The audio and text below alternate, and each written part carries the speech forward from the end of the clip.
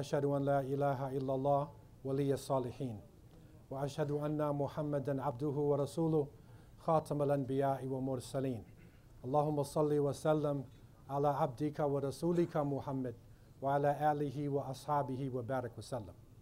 All praise is due to Allah, Lord of the worlds, and surely Allah is the friend and protector of the righteous.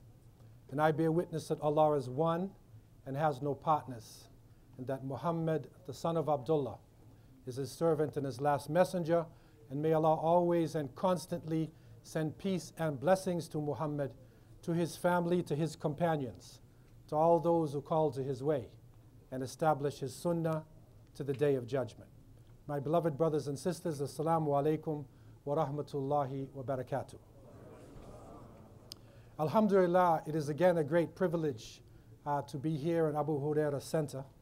And I pray that Allah Azza wa Jal would strengthen this jama'ah, would help you to grow in numbers, and also protect you from the fitna around us, the trials and tribulations of the dunya. We are in a strange time. And for those who recently have come to this land, those who are growing up in this land, there are many different signals that are coming. There are different issues outside of the ummah, and there are issues on the inside. And we as Muslims have to be simultaneously dealing with the outside issues, but always looking to the inside, looking in our hearts, because the ultimate change comes from within. And Allah subhanahu wa ta'ala has told us clearly, إِنَّ اللَّهَ لَا يُغَيِّرُ مَا بِقَوْمٍ حَتَّى يُغَيِّرُ مَا بِأَنفُسِهِمْ. Allah will not change the condition of a people until they change that which is in themselves. And so in looking from the inside out, we recognize that the world we are living in is an illusion.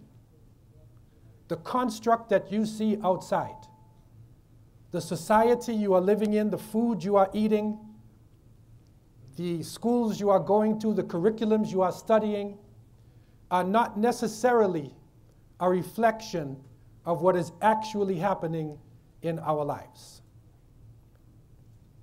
We looked at December, what was happening amongst the people of the book in December.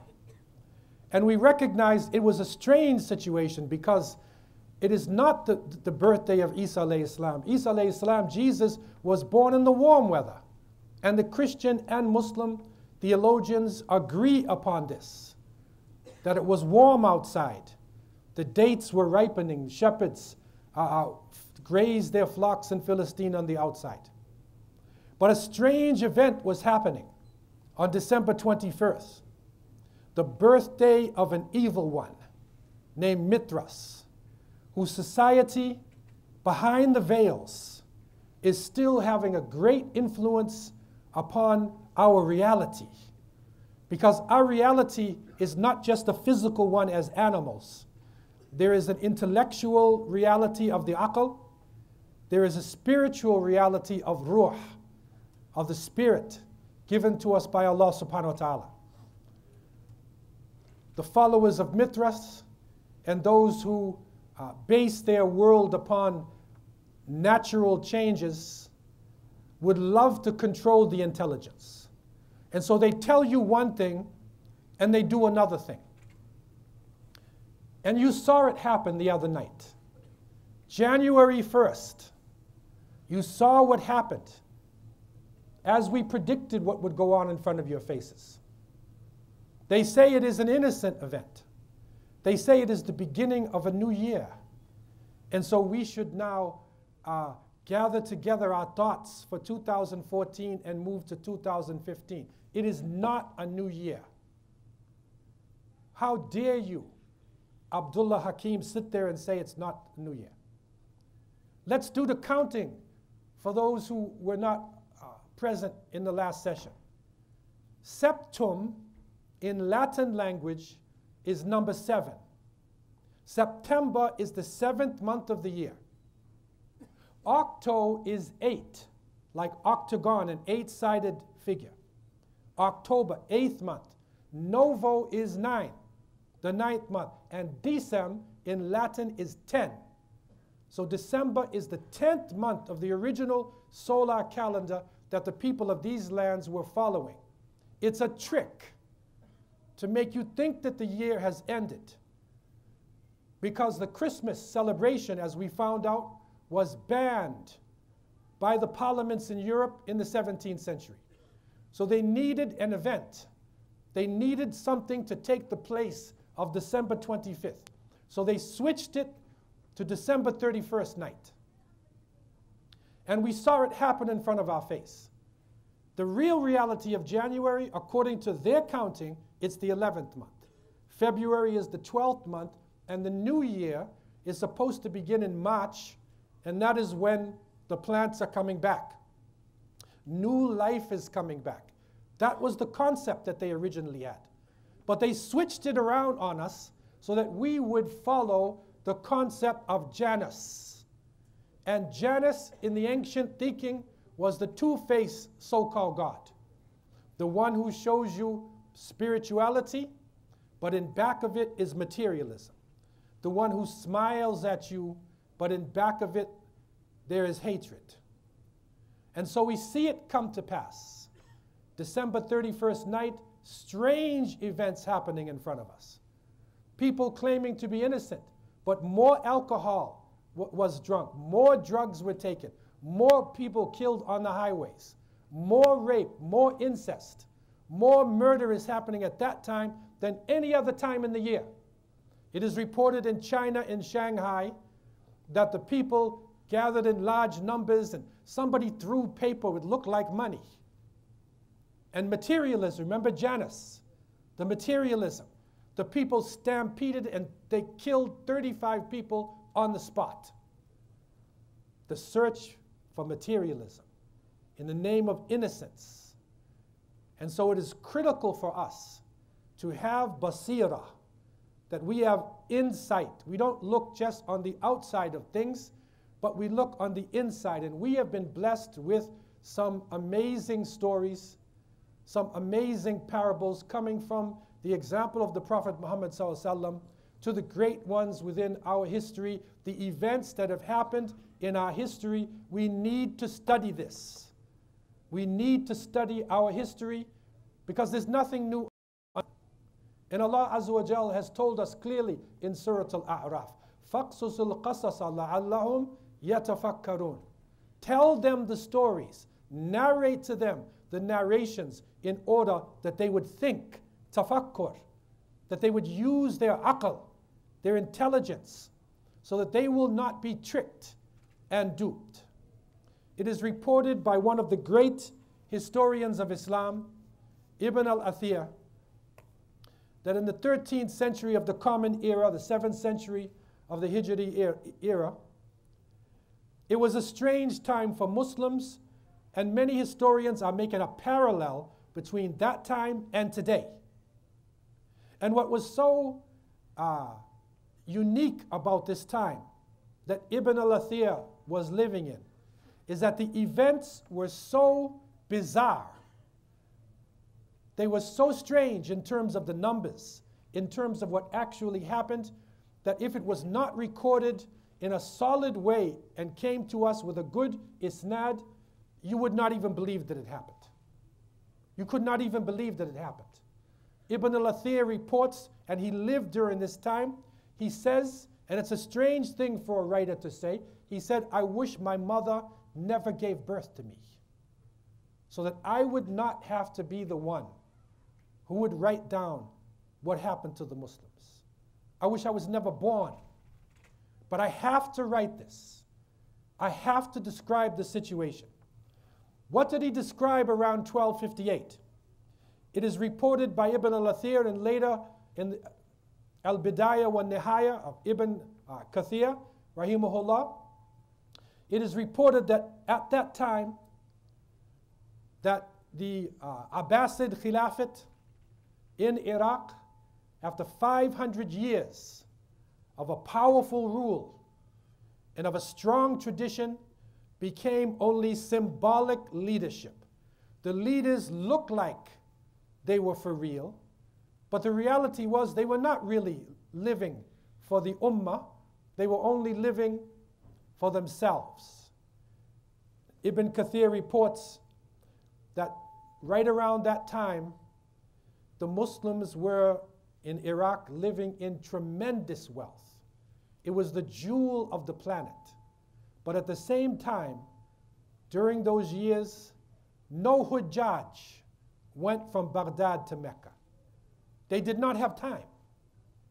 It is also reported that Alauddin al-Tabarasi, who was the slave of the Khalifa, his slave, he owned property which was worth about 300,000 dinars. But the ulama who were teaching in the great Islamic schools were only paid 90 dinars per month. But the slave of the Khalifa owned property that would bring in 300,000 dinars per year. It is also reported right around this time that when Eid Salat was happening, the Muslims had to wait until the Khalifa and his retinue would come first to sit down, and once they sit, then the Eid Salat and the khutbah, then it begins. On that year, they did not pray Salatul Eid till midnight. It took that long for all the slaves and the retinue of the Khalifa to line up, and then they made Salat. Midnight. What appears to be something powerful was actually something weak, because the Muslim states were divided into nations, each section caring for itself. Every Amir looked upon himself as Amir al-Mu'mineen. One nation, one tribe against another tribe. The poor being put down by the rich. And it is in that type of environment that Allah allowed the Mongol nation to be unleashed on the Muslim world. And Genghis Khan and his followers came into the Muslim world, and they began to kill and to slaughter like what has never been paralleled in history. And Ibn Athir writes, this is the greatest calamity that has ever struck the Muslim world. That is the greatest one in all of our history, from the beginning of our history up until now. And we don't even believe that until the time of Ya'juj wa Ma'juj, to the time of Gog and Magog, there could ever be something similar to this. And so the Muslims went under a purification. A purification. We had the potential, Allah gave us the ability, but we did not use it for the righteousness. And so we were purified. Sunnatullah. Purify us through the pain that hit this ummah. We were purified, and it is reported that around 661 after the Hijrah, that's about 1263 of the Common Era, in Harran, that a boy was born. His name was Ahmed ibn Abdul Halim ibn Abdul Salam. He was known as Sheikh al-Islam ibn Taymiyyah rahimahullah. He was born in the same atmosphere, and his family had to flee from the area around Iraq over to Damascus. So he grew up under the oppression of the Mongol, the Tatars. He was a great scholar, but in his writings, he reflects an issue which is very similar to what is happening to us today. We as a nation, we are spread all over the planet. Over 26% of the Earth's population. We have a huge amount of natural resources. We have some of the richest people on the face of the planet Earth. You know, they make the list of the top 10 rich men on Earth, and they say Bill Gates and this one Carlos Slimy, for Slim from Mexico. He's an Arab, by the way. They speak about the richest people on the face of the planet Earth. Some of our leaders from the Muslim world, you can't even put him next to Bill Gates, because Bill Gates has a bank account. They don't even have a bank account. The gross national product of the country, this is his bank account. And so we have some of the richest people on the face of the planet Earth. We have a young nation. We have a nation that in many cases, 60% of our people are under 25 years old. We live in strategic positions. Just about all of the Muslim countries are in a key strategic position. And every time something happens in the world with a Muslim country, check out the natural resources of that country. And you will see that there are great mineral deposits, there are great strategic positions in that country, which is the reality of what is going on. And so with this great potential, at the same time, there's a frustration. We have the largest refugee population in the world. There are more Muslims under the gun right now, living in tents, than any other nation on earth. So we have some of the richest people, we have some of the greatest potential, but we have the largest refugee population. Doesn't make sense. This is what Ibn al-Athir was writing about. This is what they were talking about that happened in this time of great transition that happened amongst the Muslims. It's like a volcano which is rumbling now, that a transition is about to take place. And it's interesting, in Ibn Taymiyyah, in his Al-Wasiyyat al-Kubra, one of his final writings that he wrote to the world, he was expressing himself about Muslims. And I was shocked in reading this small but powerful piece that he wrote. I was shocked to see some of the issues he was talking about is exactly what is happening to us today.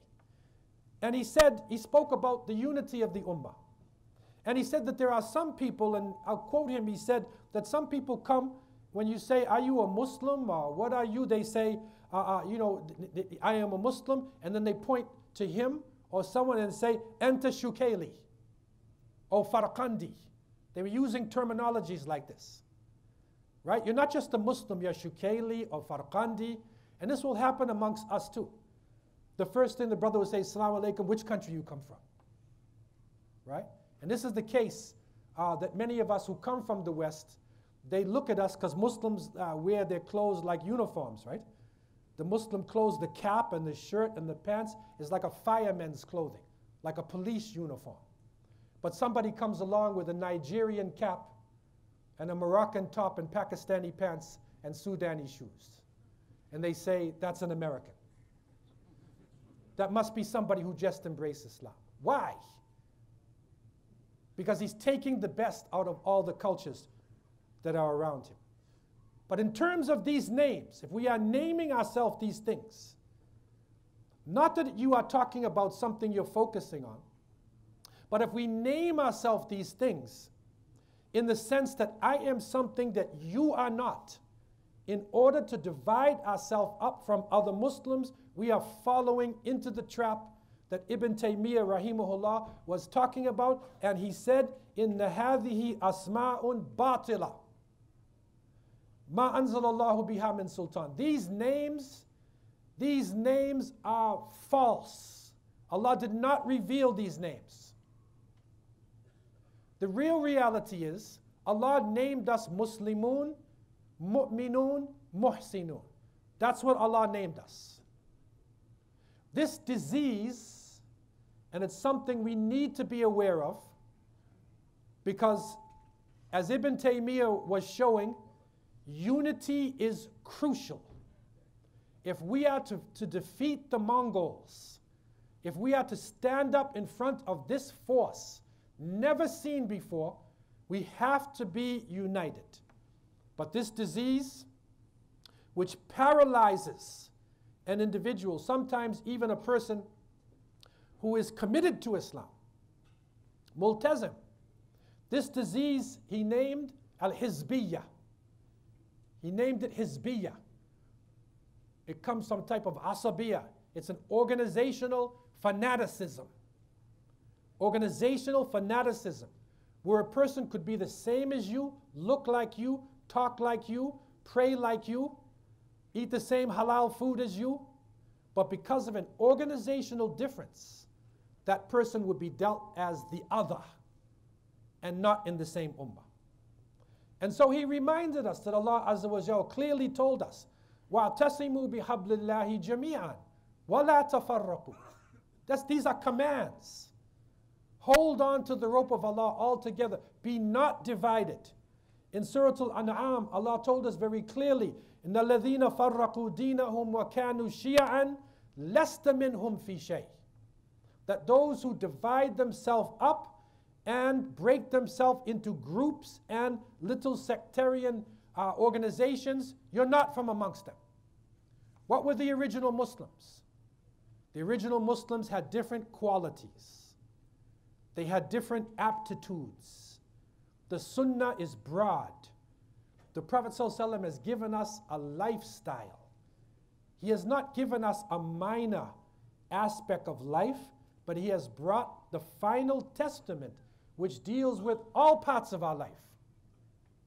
And so therefore, there are some who excel in the reading of the book of Allah Azza wa Jal. There are others who are good workers. There are others who are intellectuals.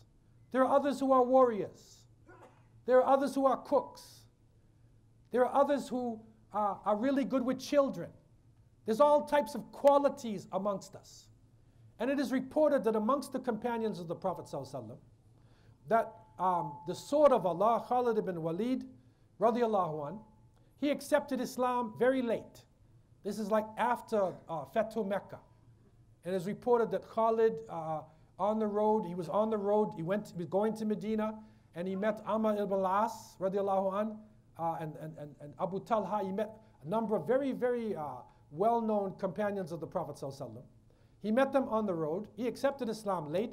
Right away, he was put into action. So he did not memorize a lot of Quran. So when it was time to lead Salat, they would not have looked to him because he just memorized a few short surahs. Maybe they looked to Abdullah ibn Mas'ud, radiallahu anh, a thin man from Yemen, southern part of Arabia. Very thin body, but a master of the Quran. So the time comes for Salat, Abdullah is put in the front. And Khalid, the great warrior, the sword of Allah, is following behind this thin man. That's his imam. But when the circumstances changed and the enemies of Allah came on the scene, everybody said, where's Khalid? Where is Khalid? Put him in the front. They put him in the front. So what did Khalid do? Did he form his own group, Hizb Khalid, or Tariqa Khalidiyya, or Madhab Khalid, a new school of thought? Jam'iyya Khalidiyya? No. He was just one of the Muslims. That's how they looked upon themselves. And so if a person's strength is dawah, if a person's strength is teaching, if that's their way, if a person focuses on different issues, we need to learn how to benefit from each other. We need a practical way to unite. It is no longer enough for us to say, let's unite. This is what I call operational unity. And this is the time. Because the opposite is operational disunity. Like I went to one Muslim country, I'm not going to say which one it is, and it was madness, people running around, but somehow things got done. So they said, Brother Abdullah, we call this organized chaos. You understand that? It's like fawda, munazzam, like organized chaos. That's how we function. Okay? That's the opposite. What happens in organized chaos, wal-iyadhu billah, we turn on each other. And we see it happening. A Muslim turning on another Muslim. Look at the news. Look at our ummah. Both sides shouting takbir. One having this ferocity. When the enemies of Allah Azza wa Jalla continue in their corruption. When people crying out for a liberator. That is exactly what happened in the time of the Mongols. Because when the Mughal came and they destroyed Samarkand, they destroyed Hamdan, Ray. There was a city called Meru. This was one of the greatest cities of Islam at the time. And when the Mongols got finished, they killed every single man, woman, and child, and they burnt the town to the ground. Nothing left. So you don't even know about this town. It doesn't even exist right now on the map. But yet it was a town that had over 500,000 inhabitants. And so a purification happened. And Allah Azza wa Jal tells us very clearly in Surah Al-Anfal, وَأَطِيعُوا اللَّهَ وَرَسُولَهُ وَلَا تَنَازَعُوا فَتَفْشَلُوا وَتَذْهَبَ رِيحُكُمْ وَاصْبِرُوا إِنَّ اللَّهَ مَعَ الصَّابِرِينَ. Allah tells us, and obey Allah and His Apostle, and do not quarrel. Do not argue. La tanaza'u. Arguing a bunch of tanaza'u. Right? Amongst yourself. Don't quarrel amongst yourself, then you will lose your courage and your power will depart you. This is interesting. It said you will lose your courage and your power will go. تَذْهَبَ رِيحُكُمْ. The rih is like when you get punched in the stomach and your wind is knocked out of you. Right? You can't breathe. You're standing there, but your wind is gone. The rih is gone. So when you argue amongst yourself, the fashal will come in and you will lose your strength. Allah gives us an example, or He gives us a way out. وَاصْبِرُوا إِنَّ اللَّهَ مَعَ الصَّابِرِينَ. Have patience, persevere. Persevere. That means continue on, no matter what is happening. Continue with the deen. Go back to the basics. Start to look at other Muslims in a different way. We need to look at each other not for what is different, look for what is the same. And if there is something different, if you see something wrong in your brother, make dua for him. Because the extreme of this, the extreme groups, went out to the position of the Khawarij.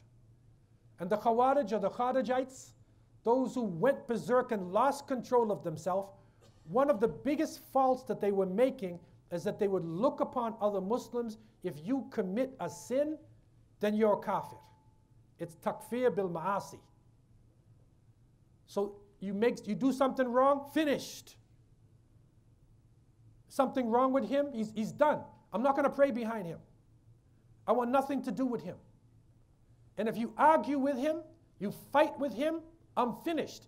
One of them even said he got in an argument with his brother, and he said, I'm not even, the only thing left between me and him is janazah. Some of them said, I'm not even going to go to the janazah. See this mentality? The rih. Your power will go. And it's interesting because the great scholars, Ibn Taymiyyah and the great scholars, you know what he said? He said, the Muslims are innocent. And that is our rule. You're innocent until proven guilty. And the Prophet ﷺ said, Al-bayyina ala al-mudda'i wal-yamin ala man ankar. He said that if you claim something, you accuse another Muslim, bring bayyina, bring clear evidence. And the one who is accused can say, Wallahi, I didn't do this. And you have to accept it. So the Muslims, Ibn Taymiyyah, the Muslims are innocent. They're innocent. And if somebody did something wrong, or you think that it is wrong, check the person out. Because the Prophet ﷺ said, Inna Allah wada'a an ummati al-khata wa-nisyan wa-mastukriha alayh. In this hadith, Sahih hadith in Ibn Majah, the Prophet ﷺ said that those things which are done by mistake or forgetfully, or you're forced to do it, Allah raised the pen. In other words, you're not responsible. So a Muslim could be making a mistake, doing something wrong in front of you. If you don't check that person out, then you're not giving the haqq. That is the haqq of that Muslim to be questioned. And if the person made the mistake, the haqq then is the person has the right to make tawbah, the right to clarify himself. And the great ulama, if the person still continued, make dua for him. Make dua for this brother or sister, that they will come back to the path. So the inside, this unity has to be based upon a type of character. There has to be a great emphasis on character amongst us. And this is something which is so important, because the Prophet ﷺ said in authentic hadith, and in the Muwatta of Imam Malik is reported to have said, بُعِثْتُ لِأُتَمِّمَ حُسْنُ الْأَخْلَاقِ, that verily I have been sent to complete the best in character. So this unity needs to be based on character building. Because if we are dealing with our character, then we see something wrong in another Muslim, right? The last thing we think of is takfir. We think, maybe I'm doing something wrong. We're trying to repair ourselves, and we will also try to repair others around him. The Prophet ﷺ in authentic hadith reported in Abu Dawood was reported to have said, I am the guarantor for a house on the outskirts of paradise, for whoever leaves off arguing, even if he's right. Look at this. He said, I will guarantee a home on the outskirts. It's like the suburbs. The suburbs of Jannah. I will guarantee a house if he stops arguing, even if he's right. You see the arguing? As Allah said, La tanaza'u. Come out of it. This argumentation. Then the Prophet ﷺ said, and I am also the guarantor of a house in the center of paradise for whosoever abandons falsehood, even when he's joking. Look at this. He abandons falsehood, batil. He wants to tell a joke. Even he's enjoying himself, he's still on mustaqim. He doesn't joke around and his personality change. Who is that? You remember Janus, right? Dhul Wajhain. He's the one who's pious around the Muslims. Pious. Right? He's Bilal in the masjid. And mashallah, tabarakallah, Bilal, beautiful brother. But you see him downtown, 12 o'clock New Year's Eve, with his hat there, he's Billy now. Right? You got Bilal in the masjid and Billy downtown. That's Dhu Wajhain. See the two faces? The Prophet ﷺ said, you want to joke, you want to play around? Right? Even when you do this, abandon falsehood. Abandon batil. And finally, the Prophet ﷺ said, and I am the guarantor of a house in the uppermost part of paradise for whosoever makes his character good. Whosoever now does this to the character. This is how important it is for us today. This unity has to be a priority. It needs to be a priority amongst us. In the same way that we used to look to see how can we stick with the sunnah in our clothes. How can we stick to the sunnah in the masjid? In Ramadan, everybody becomes pious. And in Ramadan now we want to know how to fast properly. How to do the taraweeh. How many rakats are we doing? We want to study the sunnah. But now we need to strive in all ways that we can. Break down differences amongst Muslims. And Ibn Taymiyyah rahimahullah, he said, the welfare of people will not be complete, neither in this world nor in the hereafter, except with three things. Ijtima', ta'awun, tanasur. Ijtima', your welfare is not complete. Ijtima' is like a collective thinking. We think as a group. And so if there are Muslims suffering in China, that's my family. If there are Muslims suffering in West Africa, this Ebola crisis, it's not over. It's not over. Just because the newspaper got out of it. But what are we doing? You'll be surprised to know that the area of Guinea and the area of Sierra Leone, this is the Fouta Jalan. This is a powerful area of Muslims. Some of the great ulama of West Africa came out of this region. In some places, majority Muslim. And it's not over. So we have to have collective thinking. Right? This is where, if you go to the other extreme, right? You have one group of Muslims suffering from Ebola, one suffering in the middle of the desert, another group in Bangladesh, the water is pouring down upon them. And then I was in the airport, and then they said there's a big achievement. What is the achievement this Muslim country made? Somewhere in the Gulf, I'm not saying which one it was. They said they have the largest Christmas tree on earth. That was their achievement.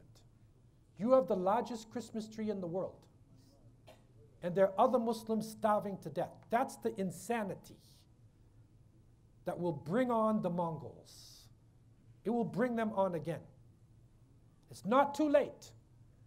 So Ibn Taymiyyah rahimahullah, he says, ijtima, ta'awun, that we need to cooperate with each other. Cooperation.